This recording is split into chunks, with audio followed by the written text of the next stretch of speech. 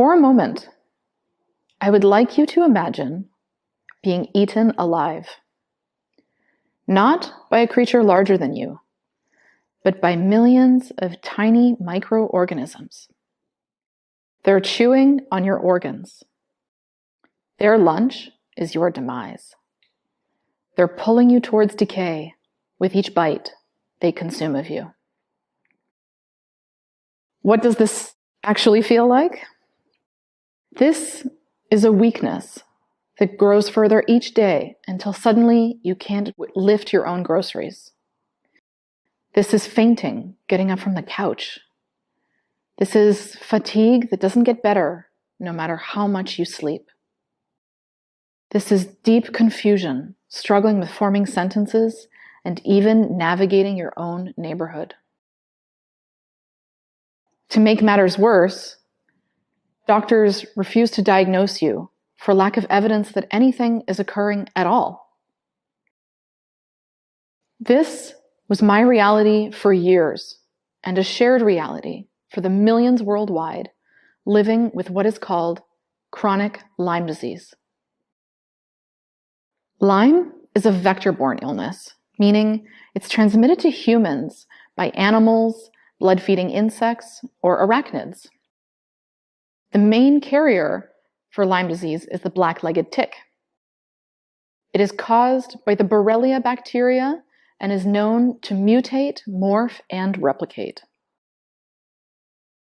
But chronic Lyme is the third and final stage of the disease's progression, and it's the culprit for neurological and cardiovascular complications when it enters the central nervous system and crosses the blood-brain barrier. Unfortunately, the threat of Lyme disease is only increasing. As the climate warms, the habitat of disease-carrying ticks is expanding, putting us all at risk. Studies show that changing weather patterns are leading to an increase in the tick population worldwide. This means that the threat of Lyme disease is higher than ever before. Lyme medical gaslighting is prevalent, even more so among people of color and women. Doctors are reluctant to diagnose Lyme disease for lack of sufficient evidence. Current and accurate testing methods fail up to half the time. So instead, they diagnose autoimmunity. But Lyme is different to autoimmunity, as it is caused by bacteria, yet it is known as the great imposter and mimics these symptoms. Allopathic, or Western medicine, traditionally does not treat what it cannot see or isolate. There is no accepted clinical definition for chronic Lyme, only acute Lyme infections. In my own battle with Lyme disease, I became hypervigilant in detecting apathy in healthcare providers. The lack of compassion was excruciating. This forced me to become my own greatest advocate, and at my sickest point, visiting 3 specialists per week.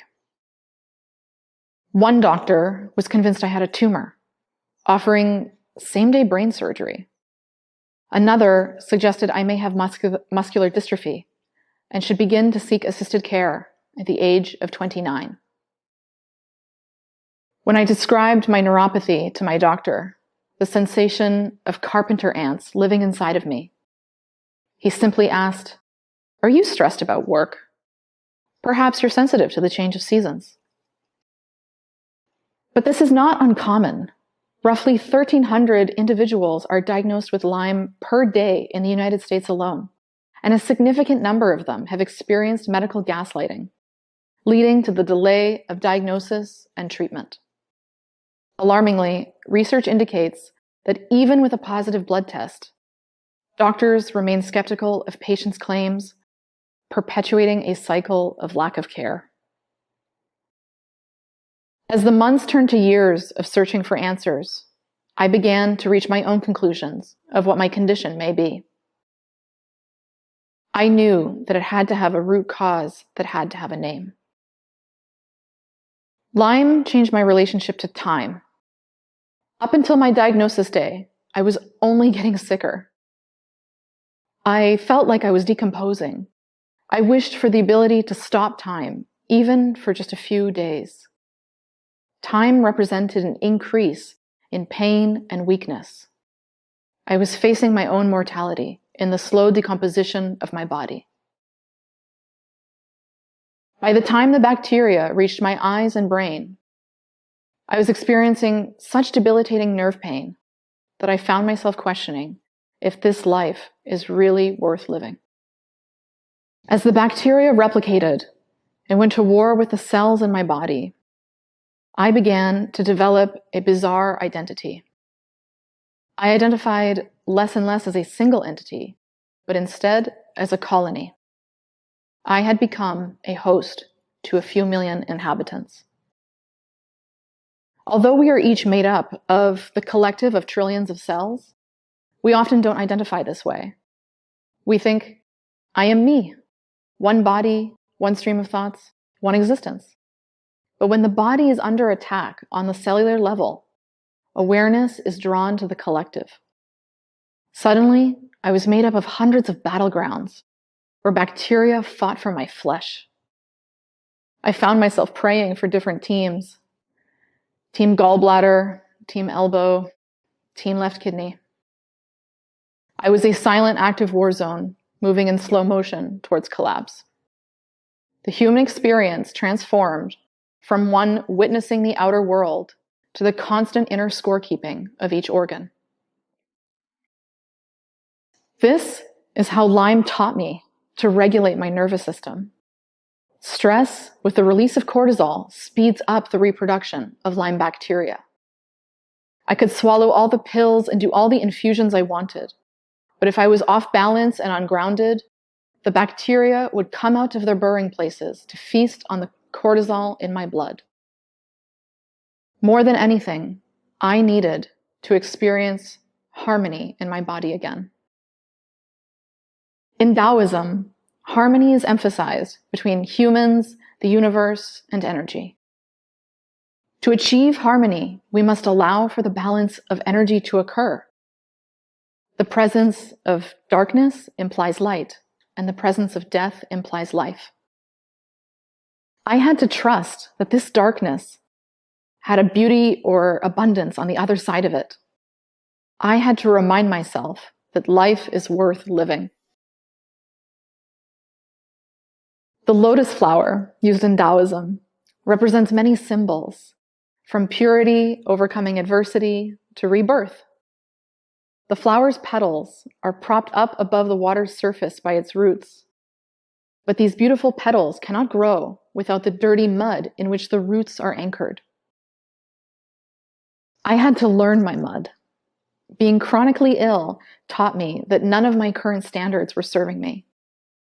I used to be easily seduced by manipulation and hooked by narcissistic tactics in others. I was a people pleaser and sought out others' approval to justify my self-worth. Each day, the hypersensitivity of Lyme taught me. Lyme was the ultimate judge of everything I ingested, thought, or spoke. If it wasn't good for me, I'd feel it within seconds, the pain serving as a litmus test for good or bad consumption. The bacteria evades treatment by burrowing deep into dense tissues like teeth and bone marrow. These tactics represent the digging roots of our metaphorical lotus flower. The root system structure teaches us the lessons of the blossoming petals through hardship. I hit medical remission after 7 years of fighting chronic Lyme disease. But the bacteria had left behind a narrative that I was permeable and that something so small had power over me to wreak havoc on my life. I had to take back my power. One afternoon, I was walking to a local swimming hole with a dear friend, and we needed to walk through tall grass to get to the river. I was nervous because I knew there were ticks questing and waiting in that grass for any human flesh that may come strolling by. My friend could sense my fear. He knew my story well, but also knew I didn't want to take any more chances getting reinfected. He stopped on the path ahead of me and said, "Hey, let's find a tick. It'll be on the end of a blade of grass. You want to kill one with me?" And within seconds began passing me rocks to squash it with. When I crushed that tick between two rocks, I heard his exoskeleton pop and a feeling of closure washed over me.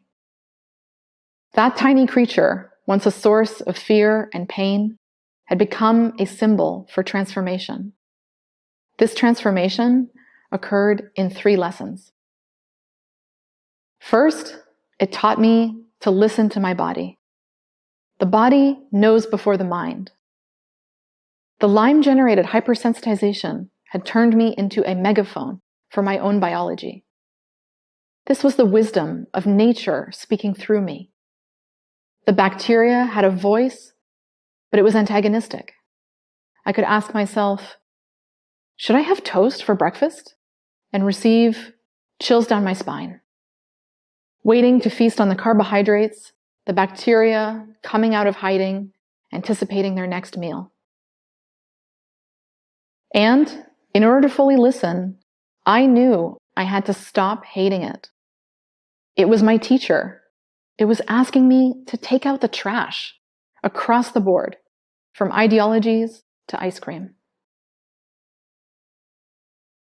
The second lesson is self-loyalty, the act of honoring oneself, so I could show up with my glass at least half full for others. This is done in life's largest and smallest choices. This means resting instead of pushing through. This means sticking to the protocol. This means cutting ties where necessary. This means advocating for health and finding providers who listen. The third lesson is what I call non-contortion. Often, we do things that are compromises at the expense of ourselves. We do things we don't want to do to make others happy. We agree when we truly disagree. This is an act of shrinking and contorting of the self and spirit. Lyme taught me that in order to fully heal, I had to be in spaces where I could show up as my full self. When I was fighting Lyme, I couldn't see these lessons forming within me. I can now understand that these were areas I was holding myself back before Lyme, and this needed to be illuminated. Now in health, I have the spaciousness to honor the gift of life, not simply because I got a second chance at it, but because it was always worth living, even if small parts of me had to die, because new parts came alive. As we navigate our challenges, we often discover unexpected lessons. In my battle with Lyme, I found 3, the blossoming petals of my personal lotus flower. I invite you to consider what lessons might be hidden on the other side of your own struggles. I challenge you to find your own tick, the obstacle you fear most, and absolutely crush it, because each of us have our own lotus growing in the mud of life's challenges. But we can do so much more than emerge from the mud. This is about reaching back to help others find a way through theirs. We are connected through mutual human experience, and your healing and story matter. We contribute to the shared garden, creating a blooming legacy of compassion to outlast us all. That is the real ceremony of life.